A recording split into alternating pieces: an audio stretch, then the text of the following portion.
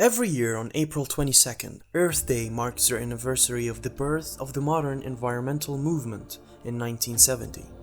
As we prepare to mark 50 years Earth Day in 2020, let's take a look at the last half century of mobilization for action.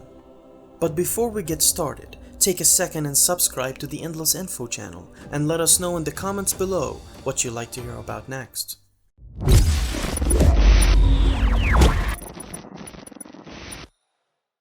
Earth 1970 gave a voice to an emerging public consciousness about the state of our planet. In the decades leading up to the first Earth Day, Americans were consuming vast amount of eluded gas through massive and inefficient automobiles. Industry bleached out smoke and sludge with little fear of the consequences from either the law or bad press.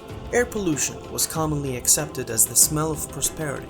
Until this point, mainstream America remained largely oblivious to environmental concerns and how a polluted environment threatens human health. However, the stage was set for change with the publication of Rachel Carlson's New York Times bestseller, Silent Spring, in 1962. The book represented a watershed moment, selling more than 500,000 copies in 24 countries as it raised public awareness and concern for living organisms. Senator Gaylord Nelson had long been concerned about the deteriorating environment in the United States. Then in January '69, he and many others witnessed the ravages of a massive oil spill in Santa Barbara, California. Inspired by the student anti-war movement, Senator Nelson wanted to infuse the energy of student anti-war protests with an emerging public consciousness about air and water pollution.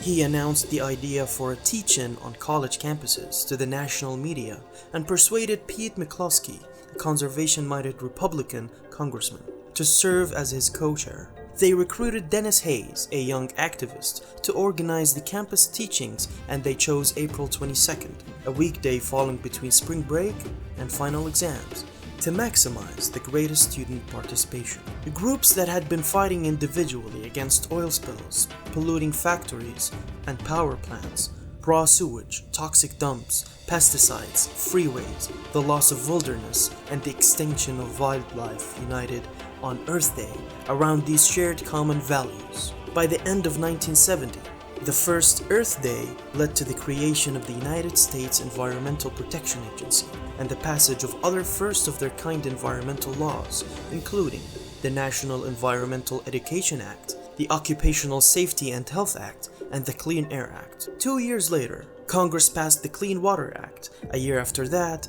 Congress passed the Endangered Species Act. These laws have protected millions of men, women, and children from disease and death, and have protected hundreds, if not thousands of species from extinction. Stay home and stay safe. Thank you for watching.